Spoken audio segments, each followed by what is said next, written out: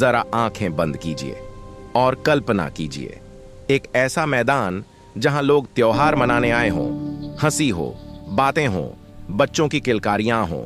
अब जरा यह सोचिए कि उसी मैदान में कुछ ही पलों बाद ऐसा सन्नाटा छा जाए जो 100 साल बाद भी इंसान की रूह को हिला दे। 13 अप्रैल 1919, अमृतसर, जालियांवाला बाग। यह कहानी किसी युद्ध की नहीं है। यह कहानी है निहत्थे लोगों पर बरसी गोलियों की।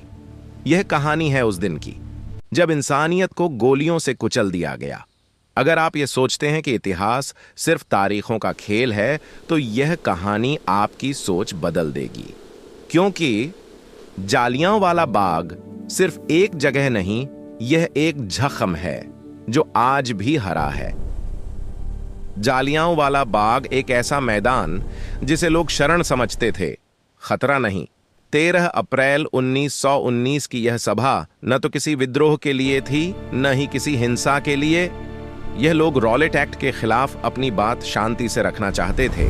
भीड़ की हल्की आवाजें, यहां बूढ़े थे, महिलाएं थीं और वो बच्चे भी, जिन्हें नहीं पता था कि इतिहास आज उन्हें अपनी कीमत चुकाने वाला है।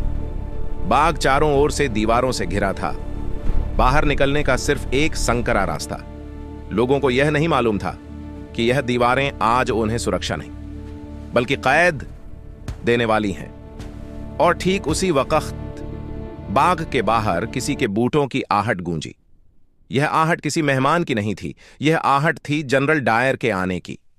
अगले कुछ मिनटों में जो होने वाला था वह न सिर्फ जालियांवाला बाग को बल्कि पूरे भारत को हमेशा के लिए बदल देने वाला था, और किसी को भी इसका अंदाजा तक नहीं था। जनरल डायर बाग के अंदर आया। उसने न भीड़ से कुछ कहा, न चेतावनी दी, न ही यह जानने की कोशिश की कि लोग यहां क्यों इकट्ठा हुए हैं। उसने सिर्फ एक इशारा किया और अगले ही पल इतिहास की सबसे निर्दयी आवाज गूंज उठी, गोलियां। लोग पहले समझ ही नहीं पाए कि क्या हो रहा है। कुछ ने सोचा यह चेतावनी होगी, लेकिन यह चेतावनी नहीं थी, यह फैसला था। बिना सुने, बिना समझे, बिना इंसानियत के लोग इधर उधर भागने लगे, लेकिन रास्ता वही था, एक, और वही रास्ता अब बंद हो चुका था। जालियांवाला बाग, जो कुछ देर पहले लोगों की उम्मीद था, अब एक खुला कैद खाना बन चुका था।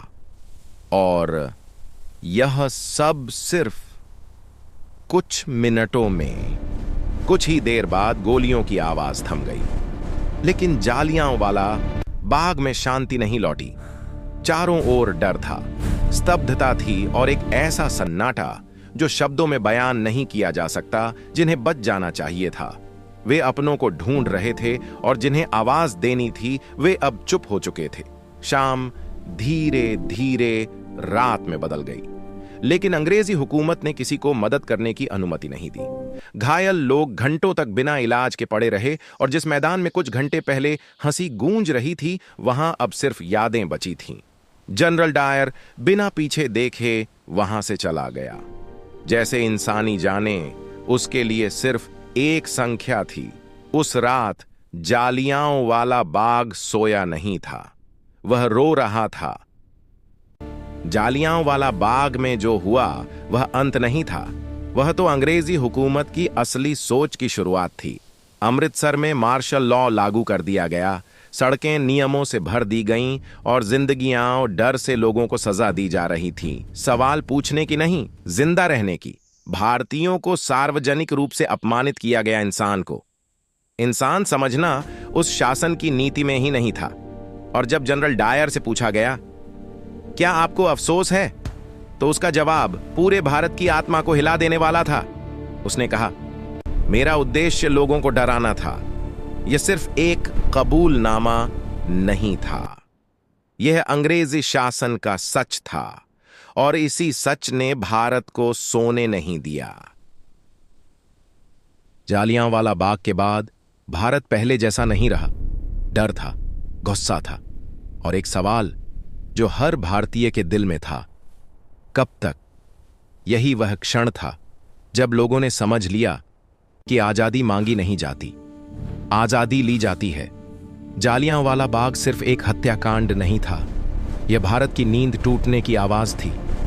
हजारों निर्दोष लोगों का बलिदान व्यर्थ नहीं गया, क्योंकि उसी खून से स्वतंत्र भारत की नींव लिखी गई। आज जब हम खुली हवा में सांस लेते हैं तो याद रखिए, यह आजादी मुफ्त में नहीं मिली। जालियांवाला बाग हमें आज भी यही याद दिलाता है कि चुप रहना सबसे बड़ा अपराध होता है।